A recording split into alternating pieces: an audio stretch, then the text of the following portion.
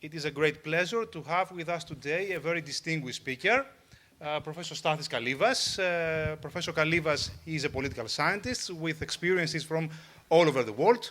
He studied political science in Athens and in Chicago, and since then he has taught at a variety of universities in the US, at New York University, at the University of Chicago, at Yale University for several years, and currently he serves as the Gladstone Professor of Government at the University of Oxford, where he is also a fellow at All Souls College.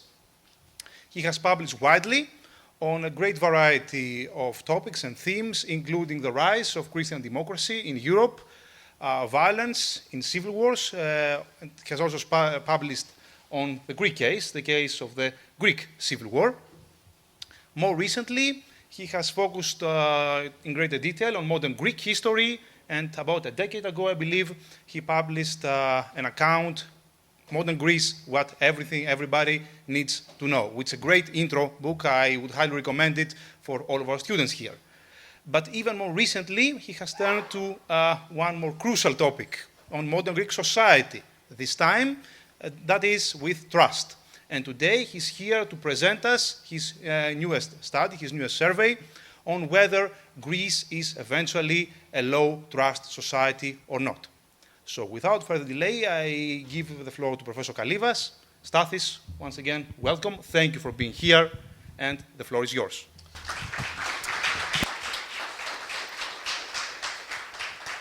Thank you very much, Chris. This is a very nice introduction. It's a great pleasure to be here. Thessaloniki is a city I like very much, and as you are going to see, it features in that research project.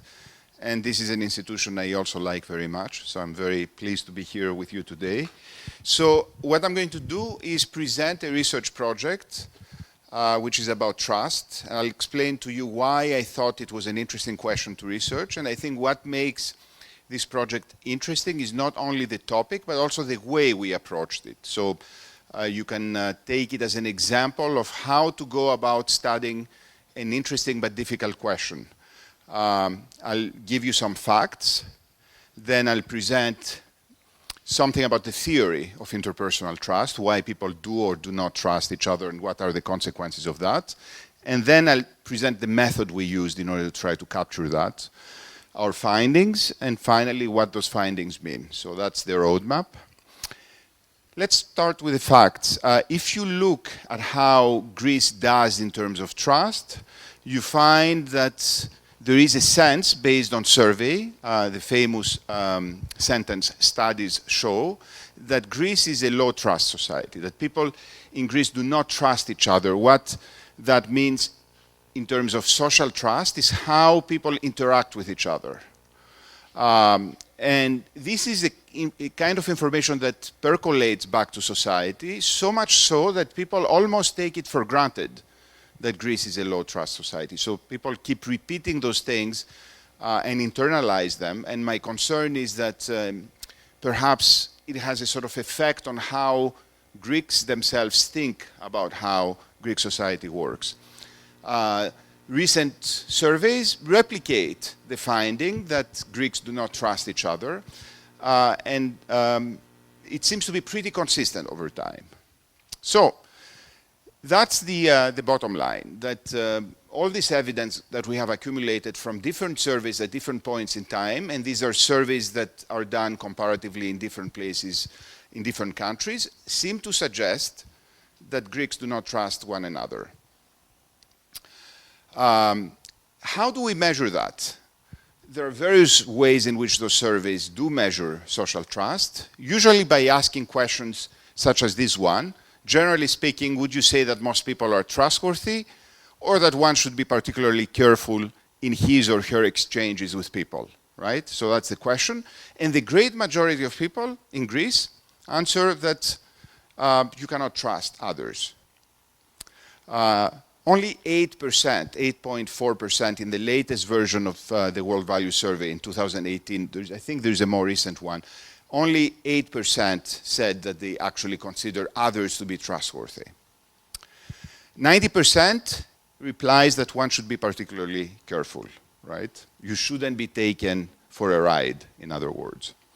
And people, this matters because it is used as a standard explanation for why Greece underperforms on a variety of issues. There is a theory that says that if people do not trust each other, economic development will suffer because people do not engage in various, you could say, business pursuits because they believe that they cannot, that they are going to be taken advantage of, right? If you compare how Greece does to how other countries do, you see that Greece basically ranks pretty much at the bottom when compared to a host of other countries. And usually the countries that do best tend to be North European countries, Scandinavian countries, etc., where people really trust each other very much. This is another version of the same survey, and you can see that you have China and Sweden at the top, the UK around 50% mark, South Korea, Pakistan, and here is Greece along with Iraq, Brazil, and Colombia. So when I saw that, I asked myself, does Greece feel like Brazil, Colombia, or Iraq? And I've been to Brazil and Colombia, not in Iraq, but somehow that didn't sound completely right to me. And so I decided to investigate it. And one of the nice things about being an academic is you can actually research the kinds of things that puzzle you. That's another version of the same thing where we see that Greece actually matches some of its Balkan neighbors in being a low trust society. And you can see that even though there are variations across various regions in Greece, all of them are consistently low trust, but you'll see Macedonia, for example, is particularly bad in terms of trust. So, as I said, why do we care about this question? Because it is very much used as an argument in many studies of the performance of Greek society and Greek economy, and it is used as an explanation for underperformance. It's also used as an argument for why people do not or cannot act collectively. When you fear that the person you interact with is going to take advantage of you, you're not going to engage with them in collective action. And the argument is that the economic crisis, additionally, on top of everything else, made things even worse by increasing social distrust between individuals. There is also evidence, but this is highly disputed, that social trust, interpersonal trust, may be related to institutional trust, which basically means how much people trust institutions. And also Greece underperforms very much in its trust towards institutions, so perhaps the two measures are linked with each other. So let me very quickly review what we know about trust and interpersonal trust. What is the idea of trust? It's basically the idea that by engaging in a relationship with another person, you make yourself vulnerable to them, right? And therefore, if you think that the other person is going to take advantage of you, you will not engage in that relation. So that's the basic idea. And that includes any type of interaction. There is a famous term that was made popular in the 1950s by an American sociologist studying Sicily, and that is the term amoral familism, which describes a situation in which people mistrust everyone else except the members of their family. So you have a situation in which basically you have a war of all against all. It's very much connected to the idea that Thomas Hobbes used to have when describing the situation in the 16th century of a society in which everyone is at war with everyone else.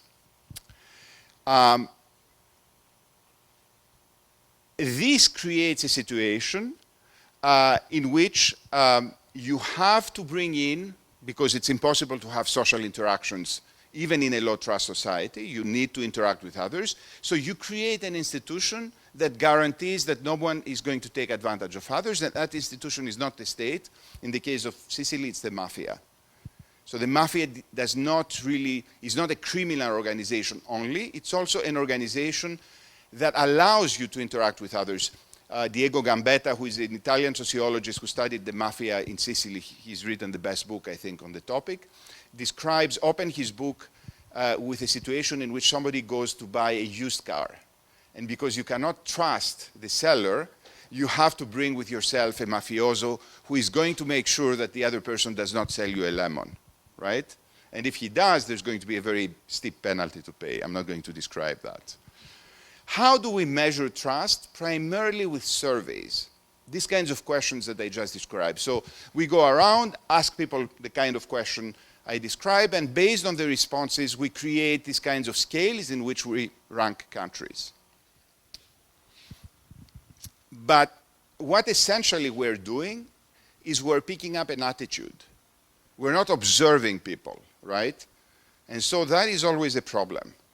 And it turns out that when we ask people about, say, voting intentions, by doing that very efficiently for many years, we've actually managed to have a tool, an instrument, which is quite good in predicting what actually people are going to do. So by asking people their intention to vote, which is an attitude, we can actually predict their behavior, how they're going to vote actually. However, it is much more difficult to do that with more complex kinds of notions like trust, which are not as simple as a vote, right?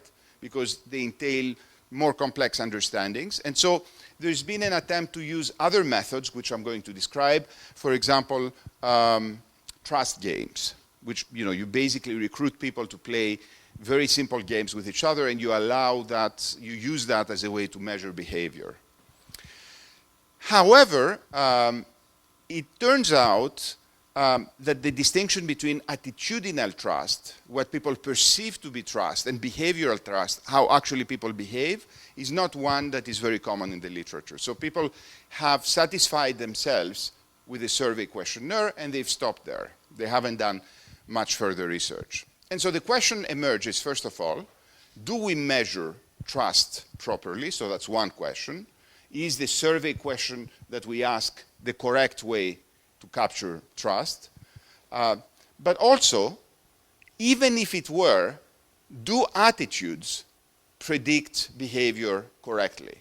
Because very often people may say one thing and do another thing, right? And what we care about is figuring out exactly what people do, their behavior. So in order to try to understand that, we developed a particular method. And all of it started with our intuition. And this is a joint paper, I forgot to say, with Frosini Haritopoulou, who was a postdoc with me, who has done very interesting work on migrants and refugees in Greece. And so the idea here was that, as I said at the beginning, I didn't quite feel that Greece as a country felt like Colombia or Brazil, where you have very high rates of crime, for example, where mistrust very often expresses itself in a very high or reasonably high likelihood you may actually be victimized or even lose your life. So I asked myself, how come Greece, which feels actually like a quite nice place to be in, why does it feel, why do people feel they live in a low trust society? So there was always a snag, and that's a piece of advice for you. You should trust your intuition. It doesn't mean your intuition is correct, but if you feel that there is a gap between your intuition and the reality, it's always an invitation to actually conduct research. And so what we did is we observed and asked people around and questioned ourselves, and we decided it's worth pursuing that research project because beyond our superficial intuition, there seems to be some, at least, observational evidence that things may be more complicated than that. And so we decided to do this research project. And we decided to use 4 different tools in order to approach it. So that's our method. The first tool we used was to select an area in Greece, in northern Greece in particular, the prefecture of Drama, which is not very far away from here. It's about an hour and a half by car, because we wanted to study that area very carefully. And the first thing we did when we went there was to select a random sample of people and administer the same survey questionnaire that those various companies also do in order to see whether we get the same result. It turns out that the region of Drama in Central Macedonia in general ranks very low, even within Greece, so it was a hard case for us. And we did a very small sample because we didn't hire a company, but that very small sample, as we're going to see, produced similar types of results. The second part, which I thought would be the most interesting one, is what we call an ethnography. What is an ethnography? You basically observe how people behave in a systematic way, and you report that. So we conducted an ethnography, and that was primarily my co-author, of how people behave in everyday life, how do they conduct business with each other, how they interact with each other. And she spent 6 months altogether looking at people and studying people. It's actually quite fun to do. And on top of it, we conducted a number of in-depth interviews to try to understand what people mean by trust and how they understand it. The third thing we did was to conduct a trust game. I'm not going to tell you a lot about that. It's a game that is used in the literature by psychologists and sociologists to try to ascertain whether people are going to prove, to interact with others in expected ways. And that involves a small sum of money to make it realistic. In our case, we didn't give them money, but we got them to think about playing that game. So we call it a hypothetical trust game with 30 subjects. And the fourth part was a field experiment. What is a field experiment? An experiment which takes place in an actual social setting, not in a lab. And we conducted that in Thessaloniki because we also wanted to understand how people behave in a larger urban setting. Even though Drama is a town which is relatively small, 40,000 people, we wanted to see how people behave in a metropolitan center. And we conducted that with a much larger sample of people, almost 600. And I'm going to explain each of those methods more specifically with our findings. So what did we get out of it? So the first one, the survey questionnaire that we replicated, produced pretty much the same result. Actually, we did a little bit better. Instead of 8.9%, 17% of our respondents actually said that they can trust others, that they think others are trustworthy. The fact of the matter is 83% do not trust others according to what they say. So our survey replicated the problem. It's not a measurement issue in terms of the survey per se, right? Because we get the same result. It turns out also that people trust very much their close family members. So there is this kind of inverse relationship between how close a person is to you and how much you trust them. What is very interesting, a couple of more observations. Even people who responded that they find others trustworthy told us that it's generally not desirable to be seen as trusting others.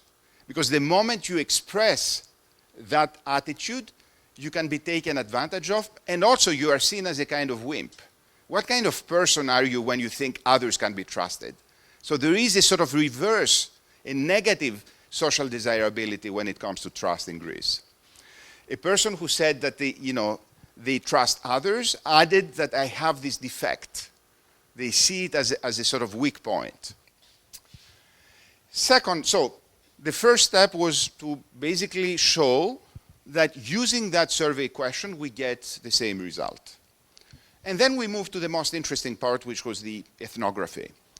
So we observed a number of things from everyday interactions, buying groceries. We discovered that a lot of people buy groceries on credit, without any credit card, just on a ledger book. So a very traditional way in which you interact with the seller and you pay at the end of the month. We found, and this is true across Greece, that a lot of businesses, for example, contracting out repairs in your home, most often happen without a formal contract, which you wouldn't expect if people don't trust each other, because why would anyone do anything for you without a payment? If you believe the person is untrustworthy, they're never going to pay you, right? So that contradicted what one would expect. When it came to social activities like collective action or lending small amounts of money in public places, we found that very often people did that. For example, my co-author went to watch a movie a couple of times, and she realized she didn't have cash with her because she thought she could pay with a credit card. And she asked people who were waiting around her, and they lent her money. Even though it was a small sum of money, they did give it to her. I'll tell you a funny story here. She interviewed initially as part of the questionnaire a couple that runs a small hotel in the village of Drama, which is very popular with kite flyers. People come there to do kite flying between the two mountains. And it turns out the husband is German and the wife is Greek. So she gave them the questions, and the German husband trusts everyone, whereas the Greek wife does not trust people. She finds them untrustworthy. And after a couple of months, she came back to that place actually to stay there because she wanted to conduct ethnographies in the villages around that place. And so she asked for a room.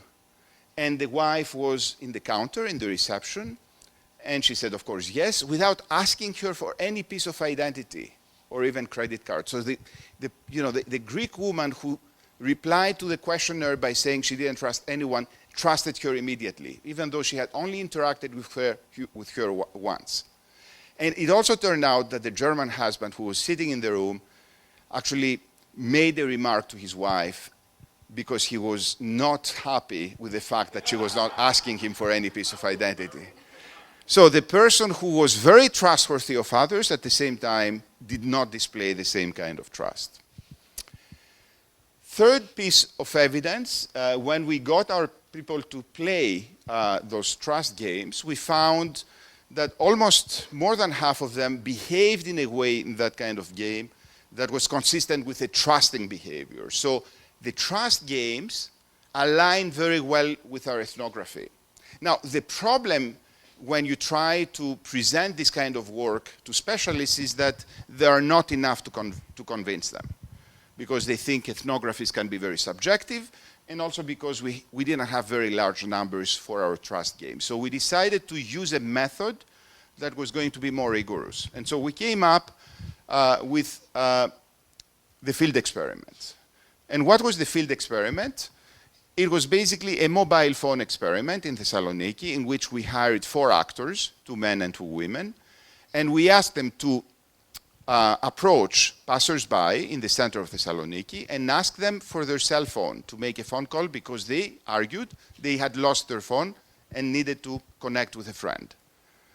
Usually, when you're asked by an unknown person in the middle of the street to give your phone, you have to think twice because you don't want to lose your phone. On top of it, your phone has all the sensitive information. It has your bank account. Everything is in your phone. On top of it, a lot of people don't feel very good about having a stranger touch their phone. So we had 500 interactions in 2 days. It was an interesting process. And we got almost 50%, 46% to be exact, of positive interactions. 46% of people approached in that way by a complete stranger actually handed their phone to help the other person. So that's not something you expect in a low-trust society. On top of it, we found that 13% were altruistic but not completely trusting. So they were happy to actually dial the phone number without giving their phone. And we report that because it points that people actually had the option, if they were just altruistic, to actually dial the number instead of giving their phone. The fact that people gave their phone meant that they trusted the other person, almost in a sort of automatic way, in a basic human way. And these, I remind you, were young people who could run very fast, so they could actually get your phone and just run away. We do not also calculate, we do not know how many people, because a number of people presented us as their excuse of not giving their phone. The fact that their phone was running was a pay phone, in fact, with limited number of calls allowed, and therefore they claimed they didn't have enough. So we don't have any way to estimate that, but that goes in the direction we wanted. So perhaps there were more trustworthy people who, for that reason, couldn't lend their phones. What was also very interesting is when people refused to give their phone, they felt very guilty about it. And so they started giving all kinds of excuses. Very few people behaved in a sort of callous way, turning away or not even bothering to respond, which was quite surprising. What is very interesting is that the people who trusted also felt some trepidation. And in fact, one unexpected result, which is not related to our research, is when they got their phone back, they felt extremely happy because they had done a good deed, which got us thinking about a public policy in which we can increase happiness by getting people to perform small acts of kindness and then get this kind of chemical effect which comes after performing a kind act. And this is an example of the setting in which one of our confederates, an actor, is accosting a couple in Thessaloniki on the boulevard next to the port. And this was a couple that lent their phone. So you can see they're quite old. They're sitting. They're giving their phone. It's very easy to run away. So in short, what do we have? So we have two facts that seem to contradict each other. On the one hand, Greeks say they do not trust others. But in reality, they appear to trust others. So how are we going to square that kind of contradiction? And why are surveys so off? Also, if people trust each other, that forces us to ask the opposite question of what we set out to ask initially, which is why people trust others so much, right? So completely reverses your point of view. So there are a number of ways to try to make sense of that. The first one is to point out that surveys have an inherent bias, that unlike voting, when you ask people about culturally embedded types of concepts, surveys are not very good, are simply not very good. But there is a second dimension to that, which goes deeper, which is, in general, when it comes to more complicated concepts, attitudes and behaviors do not necessarily align. What you say and what you do are not always on the same page. So we did an obvious thing, which was to try to understand what do Greeks mean by trust, to try to understand why they answer the question of low trust in a low trust way in the first place. And so what we found was that most people in Greece, and perhaps other societies as well, understand trust in a way that is highly intimate. When we ask them, what do you mean by trust? They understand trust in a way that places the bar very, very high. And when you place the bar very, very high, obviously you don't expect a complete stranger to behave in a way that satisfies that bar. So there is a psychological dimension in the way Greeks and perhaps others, other societies and other cultures understand trust that is very different from the transactional way in which trust is understood in the literature and perhaps in the countries of Northern Europe in which, the concept does very well. This is an example from one of those answers. To trust someone means to expect never to be disappointed by them, to never be judged, to know that the other person will always support you, never lie to you, etc. That's like your spouse or your boyfriend or girlfriend. It's not like a complete stranger. So the expectations are incredibly high. Trust means that you can tell the other person something and they will help you out, knowing that you can rely on them, that they will not leave you hanging, that they will help you, that they won't judge me behind my back. Actually, that's it. That they will not judge you afterward to someone else, that they won't badmouth you. I mean, it's just incredible that people have this kind of high expectation about the concept. So we found that the best kind of approximation of how people understand trust in Greece is very close to love. To be loved and to be trusted are actually very close to each other, which is obviously then explaining why people answer the question in the way they do, because they don't think most people are going to love them unconditionally. Well, what about behavioral trust? Because we find that in practice people do trust others. So what drives that? Here we went into a more speculative direction. We didn't test those hypotheses, but we thought they were very interesting. So we decided it's worth presenting them. And we find two mechanisms that explain why people in Greece actually trust others the way we noticed. The first one is that in Greece, and other societies perhaps, there are very strong norms about the public display of mistrust. That is, even when you do not trust someone, you shouldn't be showing that mistrust publicly because it's perceived in a very negative light. And because it's perceived in a very negative light, people very often are forced to behave in trustworthy ways, which also force them perhaps to behave in ways that are consistent with that. So to be, for example, seen by the public in the middle of Thessaloniki as refusing to hand out your phone creates a sort of negative reaction in people. They think it's not good. So people are not so individualistic in Greece because of these norms that they can ignore these kinds of prompts. So norms about public behavior tend to be a factor that pushes people to behave in more trustworthy ways. The second thing is something that we call snap socialization. And what we mean by that is that even though a stranger is a stranger, it turns out that if you exchange a couple of sentences, you actually stop seeing them as complete strangers to you. So in Greece, it's very easy to enter the social circle of people in a very sort of informal way by just exchanging a couple of sentences. And I think that's a very interesting discovery because it points to mechanisms that can be, in a sense, nudged in order to create more acceptance of strangers, people, for example, immigrants. Once you exchange a couple of pleasantries, when you ask their name, people no longer see you as a stranger and therefore behave in ways that are more consistent with the people you can trust.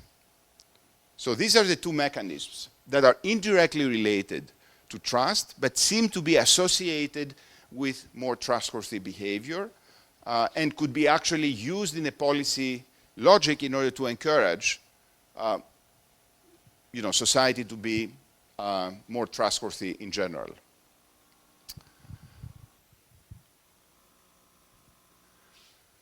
Conclusions. First of all, we have to rethink about how we measure interpersonal trust. Obviously, these survey questions that are used and repeated do not really provide us with a good measure of how different societies understand the concept. And the second thing is we have to rethink how attitudes and behavior fit together. And this is a much more general problem. It's not just about trust. It's about a lot of other things. And I'm not very happy to say that a lot of our social knowledge about the social and political world is in fact derived by surveys and survey questionnaires. And even those survey questionnaires turn out to be quite good about very specific acts like voting or perhaps marketing research. What kind of shampoo are you going to buy? People tell you what they want and what they're going to do. When it comes to more complicated concepts like trust in others, trust in institutions, beliefs about how society works, their surveys are not very good. Because it turns out there is enormous cultural variation that single questions, especially questions that have been constructed in the context of specific societies, are not able to capture very well. The other thing that I want to also signal is that a way to go beyond this kind of problem is to mix different types of methods. Mixing surveys with ethnographies, with behavioral games, and with field experiments is a way to actually try to get at these very difficult questions by using methods that may be individually imperfect, but collectively better than using each one of them separately. So I'm going to stop here. I want to just emphasize that there are two sort of takeaways from this kind of project. The first one is that, in a general sense, be very suspicious of the kinds of things that are presented as evidence, especially when based on surveys and having to do with, very kind of complicated cultural and political and social issues. And the second thing is that if you get a chance to do research, which is a lot of fun, the best way to do it is by, number one, trusting your intuition. Even if your intuition turns out to be wrong, you may end up discovering new questions to ask. And the second thing is mixing different methods, some of them more technical, but some of them also using the sort of ground level interaction with individuals that very often is not used because people don't trust their instincts very much. So thank you very much for your attention, and I'd be happy to take questions. And I can give you the mic. Okay, that's easier to move. Right, thank you very much, Stathis, for this really very original and exciting lecture. I would say it's quite fitting to being able to speak on a particular topic on the very city, on the very place that you actually conducted part of your fieldwork. And now I think we could pass to our Q&A round. So if you have any questions, let's gather a couple of them, say 2 or 3. Do you think that also gender is a factor that matters when trusting somebody? For example, you did the whole experimentation when I saw like a girl asking for the phone, right? What would happen if if like a guy like 25 years old, 27 years old would ask for his phone number? Do they give it to him or not? Okay. Women do better, but on average, both of them did quite well. I'll give you also another piece of information. What is the group of people who do not hand their phone very easily? The most difficult customers, so to speak. What would you say? Women? Older women. Older women are the least trustworthy, which makes sense because they are perhaps the most vulnerable as well. Young people tend to be much more trustworthy. Perhaps they can run fast. So in general, to go back to your question, if we were to use, for example, people with a different skin color or with a very strange accent, the prediction is the score would go lower. People would be less trustworthy, but on average, it would still be higher, I would expect, than what the survey questions show. And one thing that we might want to do in the future would be to test the snap socialization kind of idea by having people who look very different ask you for something and then getting those people to interact for a little bit and measure the effect. And my intuition is that the effect, the trust would go higher. People would behave in trustworthy ways much more. So positionality matters very much. That is, the way in which people are perceived matters. But the way in people are perceived is not an obstacle that you cannot cross. So that's the positive kind of finding, that in fact, barriers can be of communicating and of interacting can be lower than we think they are.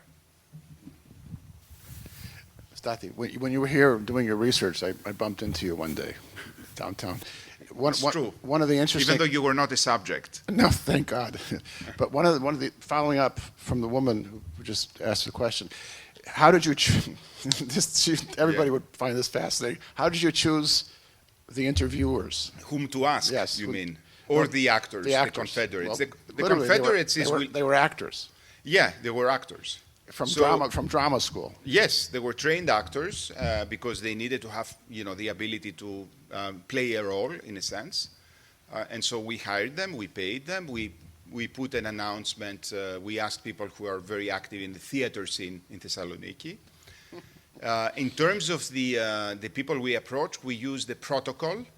So they had to count, I don't remember the exact number, of 10 people, passerby, and then the 10th person they would approach, because we wanted to minimize the bias of approaching people you thought would be easy.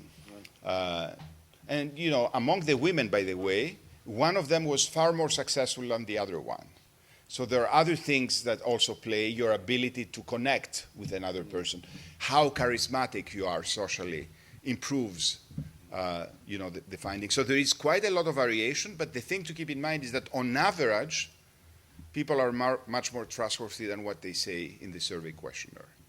The other question I have has to do with where do you take this from here? Because it sort of begs the question, now you have a baseline with Greece. Yes. Why not go to Germany or UK and do the Yes, same kind I of... suspect that this is what the reviewers, when we submit this paper, are going to ask us to do. Okay. I'm not very keen on doing that because I'm not a researcher who, cares about trust primarily. How about your partner? Maybe not herself either. I'll tell you, she has a great dissertation. She was on Lesbos Island in 2015, which was the year when you had the massive influx of refugees. And she was studying the determinants of xenophobia. So she did a series of both surveys and ethnographic observations, and she was able to identify people in those villages before the crisis erupted who basically told her that they hated foreigners, that they didn't want migrants and refugees to come, and who expressed what is very often described as xenophobic attitudes. And then she was able to observe their behavior when the refugee crisis happened, and she found that a lot of people expressing xenophobic attitudes did not act in xenophobic ways. They got out and helped. Same thing, yeah. So there is, again, very often people will say things that do not necessarily map on what they will do. Usually we have a sort of negative bias on that. We tend to expect that people are going to behave in ways that are worse than what they say. But here we find a set of things in which people's behavior is better than what they say. People are more human than what they express. But couldn't that be the case everywhere? That's my Perhaps, Yeah. perhaps, or there is variation, or there is We think variation too- in we think types too of low. behavior. We think low of Right. ourselves in this respect. It's basically a very large field of investigation because, in fact, you can think that trust varies depending on the kind of action you are expected to perform. It's one thing, say, to help refugees or to help someone asking for a phone. It's a different thing to engage in a business relationship. But again, to go back to our ethnographic observation, one of the things that people who are familiar with Greece would know is that even though very often a lot of business in Greece takes place with no formal contract, people generally do not defect. So people behave as if there were consequences from not defecting. Sometimes that is due to reputational costs. But sometimes that is due to a norm, that you have to keep your part of the deal, otherwise eventually it's going to come back and hurt you. So we find that in Greece, and I'm sure in some other societies, a lot of business gets done, even though the conditions for doing business that do not exist or are not optimal. Yes. So, I have a comment and then a question. So the comment is, the take-home message is like Greeks moan about everything, and they moan that we're not a trustworthy society, whereas actually we're not that bad. Is it because of that cultural thing that we Greeks have, and we moan about everything? And does the fact that some people are trustworthy, it reflects also to their government and their elected officials in any form, like whether it's the government, whether it's like their local mayor?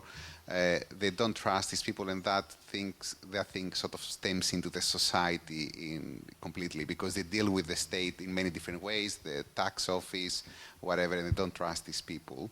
And a comment is about, you may have an example about the down payments when they do business, and Yes. there's not and I think you could see it from the other way as well, because you don't trust the other person will get maybe the down payment and disappear, then you might not give a down payment. And that brings into my mind, when we had a builder in our home with my two parents are very different. My mother doesn't trust people, my father trusts people. So we had a builder, and my mom always says you should pay them at the very end because they're going to leave and they'll never come back to finish the job. My dad always is very trustworthy. So if he sort of pays in advance, then they do disappear. They never come to finish the job. And my mom says, you see, you trusted them, and they're not going to come back to finish the job. Okay. Perhaps you can use your parents as to randomize their behavior. In terms of your initial question, it's not clear what the relationship is between interpersonal trust and trust to institutions, institutional trust. Even though we use the same term, it doesn't mean that it's the same concept, in fact. Because trusting authorities is a very different kind of process than trusting another individual. So the question of what actually connects the two, or if any, I cannot answer because I haven't really researched that, and so I wouldn't know what to answer. But your first question, your initial question? Yes, so why would people say they don't trust others? There is a sort of, this is not something that I have researched, but very often in societies there are cliches. Cliches are basically understandings of reality that are formalized in a way that achieve a sort of equilibrium status, and everyone feels they have to repeat the same thing about something. And I think trust is getting, if it's not there already, it is getting there, especially because it's reinforced by the news about all the surveys, which means science shows Greeks to be low trusting, and therefore people feeling and keeping, I mean, I'm collecting now this information, but very often I come across people who will say, we're not trustworthy, which they didn't say in the past. And I think it's because they get fed this diet of information, which turns out to be false, actually. So there is an equilibrium in Greece in general about people complaining or people presenting reality perhaps in more negative light. I was, last time I gave this talk, it was at the World Bank in Washington, D.C., and one researcher told me that they were doing research in West Africa, and it was exactly the opposite, that people said they trusted everyone, and in reality they trusted no one. So it would be interesting to do comparative research, looking not just at attitudes, but also at the match between attitudes and behavior. But again, my day job is, studying other questions. I study conflict, etc.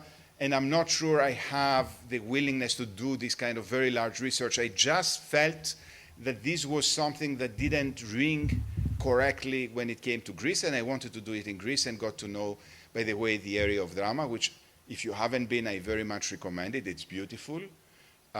It's mountainous. It has beautiful forested areas, beautiful villages, very interesting wine setting. It has very good wineries, very good food. It's very close to Thessaloniki, so if you haven't been around, just go and visit it. That's my pitch for drama. I'm not paid by them, by the way. Was there another student? I have a question, but I'll pass the mic to a student. Hi.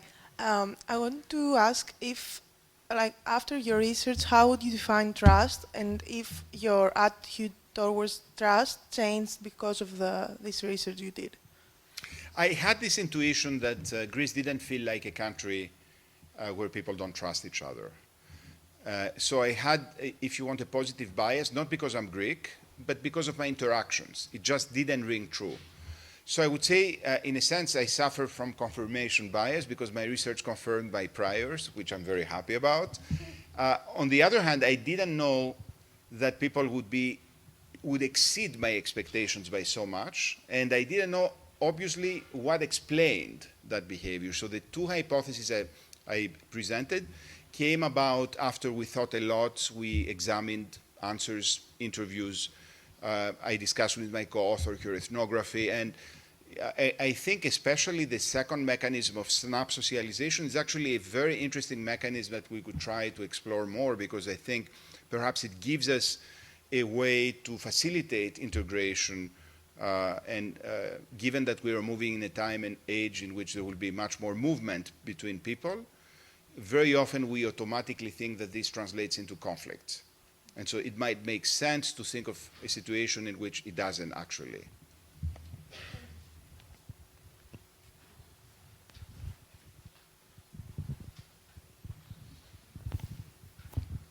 I just wanted to ask, do you think that the reason why people were, do you think that people weren't answering the questionnaires truthfully because they felt that they had to answer a certain way because of a cultural context that they come from?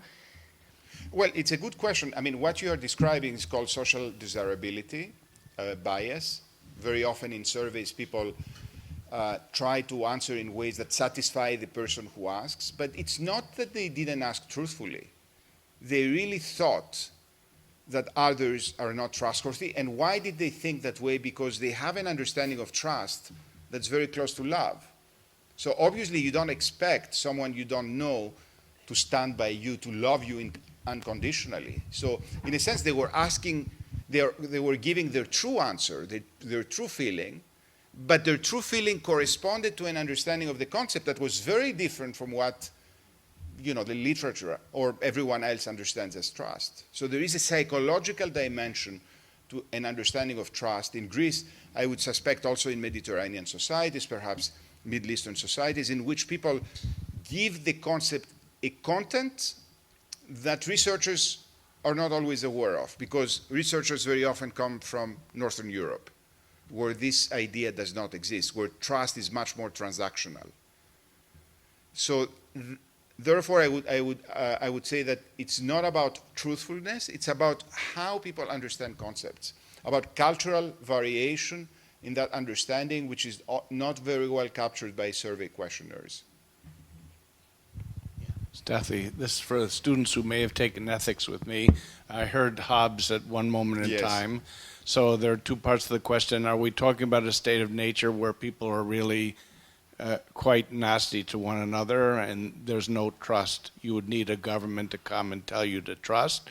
Or are we talking something Lockean, which you'd like to believe in the United States, maybe the Anglo-Saxon tradition, that in a state of nature we don't really need government because we get along with one another, we can trust? The second point just stands out as I listen to you. We seem to be confusing trust with trustworthiness. So trust is something you do. I trust you. That's an action. Trustworthiness you might define as a virtue. So what is it really that you're talking about when you talk about trust? You're talking about my character being such that I'm deserving of trust, or my persona having the intention to do something and acting on that intention and doing it, trusting someone else? Well, perhaps I'll start with the second question. You can take the difference between trustworthiness and trust as the difference between attitudes and behavior, which is precisely what we are exploring. That is, at the same time, trustworthiness very often can be understood as the prediction of trusting interactions. So you interact with someone because you find them to be trustworthy, and therefore you expect them to behave in trusting ways. So the two in that understanding are very closely related to each other. If you don't perceive the other person of being trustworthy, you will not engage in any interaction because you expect them not to behave by the social contract you've enacted. So I would say the two, in my understanding, are much more closely related than we would otherwise think. And so the fact that people interact with each other very often in trusting ways means also that they also find each other to be trustworthy, even though they don't say so. On the first question, yes, I thought you were going to mention Rousseau, who is the most extreme. In the state of nature, people are just angels to each other, and then civilization destroys them. These were constructions. I mean, we know from research about the English Civil War that the situation was not as bad as Hobbes described it to be. The English Civil War was actually one of the least violent civil wars. Compared to the wars of religion on the continent, the English Civil War was not terribly violent. And so Hobbes, in a sense, constructed a straw man so that he could peddle his idea of an authoritarian state. Now, you can imagine situations in which everything has collapsed, and we live in a world, I wouldn't say Hobbesian, I would say Mad Max would be the example, in which you have roaming bands of people killing each other. But I'm not sure how realistic that is, if only because the situations of complete collapse of authority are very unusual. So having studied, my specialty is to study conflict, and having studied a lot of conflicts, what we find is not a situation of anarchy. In most conflicts, you have a competition between competing authorities, in fact. So it's very unusual to find total anarchy in which the first encounter on the road will translate into a negative outcome for you. The reality is that life is more structured even under situations of extreme tension and collapse of authority. Which means that I would probably say, but at the same time, engaging in regular business interactions requires predictability. If you cannot predict what the outcome would be, if you cannot know whether there will be a way for you to find, to be protected against others taking advantage of you, then you will not engage in activities. So I would say the two extremes would be a situation in which people interact much less than they could because there is no trust and there is no authority enforcing outcomes than they could because of trust. There is another twist here, but I don't want to make it too complicated, in which trust essentially reflects in most, especially well-run, developed societies, quote unquote, reflects the ability of institutions to guarantee transactions. But there is a contradiction here because, say, in a very well-run society in which there is very quick justice system, so you can trust that an interaction will not mean that you will be screwed. The reason you interact with another person is because you believe in institutions, not because you trust them personally, not to take advantage of you. So there is a sort of contradiction that is in most effective societies in which institutions are really effective, people are not very trusting of each other, which reverses the whole idea of trust on its head. So when the UK or Scandinavian countries score very high on trust, it doesn't mean they trust others. It means they trust institutions, really. So think about it. Hello, thank you very much, Stathis, for coming and speaking to our students. I teach research methods for social sciences, so it was really nice. You talked about the mixed method. So you're using different types of methodologies, both quantitative and qualitative, in the ways by which you try to extract that information. So that's hopefully, that rings a bell with the students here who took research methods. And we also talk about real-world research. So you're going out in the field and you're trying to gain information actually from the society to which you're trying to make some kind of observation with. But I wanted to go back to the thing you said about the survey question that you found to be not really the question itself, not really being able to allow one to ascertain the level of trust. So how would you think about trying to tweak that question? Or would you make it like part one and part two of this question so you could get a general idea and then get much more of a sort of culturally circumscribed question to that idea of trust? It's a very good question, and we've thought about that a lot. We don't have a good answer about that. One way to go about that is to use the concept of a vignette. Instead of asking people, do you trust others or not, you present a sort of hypothetical situation and then you ask them, how would you act in this kind of circumstance? And that's more realistic, and people tend to provide answers that are closer to what they actually do. What you should really, in a sense, do would be to be aware of the cultural context in which you ask the question. But that is, in a sense, self-defeating, because the survey questionnaire is a method for getting to understand what people think. So I would say probably I would think right now going with a vignette would get you closer, but at the same time I could think of a research agenda in which you do this kind of mixed methods approach in different societies, and then it would be very nice not to just understand variation in levels of trust, but variation in the gap between attitudes and behavior as well. So I could, I could spend the rest of my life studying these kinds of things if I wanted. There is a question behind. Next time I'll do a research project here, I can come and recruit students from your class to help me. How much power do you think the situation in which you ask people to be I trusting couldn't, I about? didn't hear you. I'm sorry. Could you repeat it? When you did like the cell phone experiment, Yes. do you think that the situation that people found themselves in like influenced their ability to be trusting? I think so, because when I said there is a norm in which appearing mistrusting in public may not be ideal, perhaps some people didn't really want to give their phone, but felt compelled by being in public to do so, which I think is a good thing. Having a norm that forces you to be outgoing. There is a very interesting conversation about culture in Greece, for example, that recurs. People say there is no Greek word for privacy in Greek. And the reason there is no good word for that is privacy is not seen as a good thing. So Greek society tends to be much more collectivistic, less individualistic, which means that you are very much encouraged, even if you don't like it, right? So it's not a good society for being introvert. It's a good society to be extroverted. You always interact with others. And perhaps there are fewer introvert people precisely because these norms force people to be more outgoing.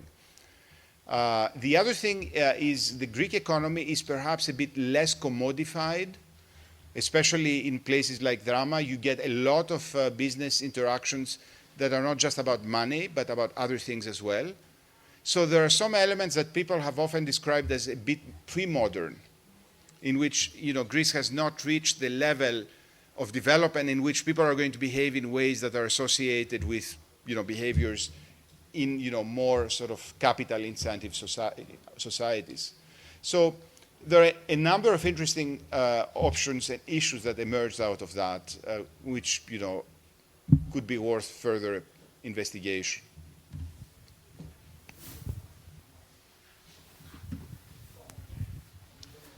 If I may ask a final question, perhaps, or two. While you were talking, I was thinking about what happened in Greece in the previous decade, the crisis. Yes. And of course, the current survey reflects very much the current condition, the so to speak post-crisis setting. Would you say, though, and now I'm turning to your intuition, above all and foremost, would you say that the crisis had some kind of impact upon the way that Greeks are defining trust, how willing they are to demonstrate trust vis-à-vis their other people? We know from surveys that their institutional trust actually declined during the decade of crisis. Would we say that this other kind, interpersonal trust, experienced some kind of change or not in the past 15 years or so? Having seen some data from surveys before 2008, I don't see a lot of difference. So when it comes absolutely to that benchmark, which is how people respond to that question, we don't see a lot of difference. Now, there may be differences that are not captured by responses to survey questionnaires. But I'm unable to answer your question because I don't have a way to investigate, and I didn't really try to understand the evolution of interpersonal trust over time. You could imagine two very different kinds of settings. There's a paper actually arguing that the crisis caused interpersonal trust in Greece to go even at lower levels.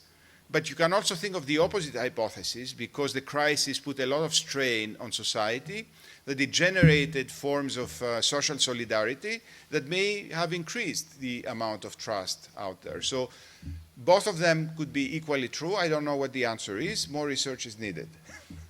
Standard answer. And with this final comment, of course, more research is always needed, but unfortunately we don't have the time to continue our discussion right now. It's 2 o'clock, so it's time, I would say, for your lunch break. So thank you very much all for being here today.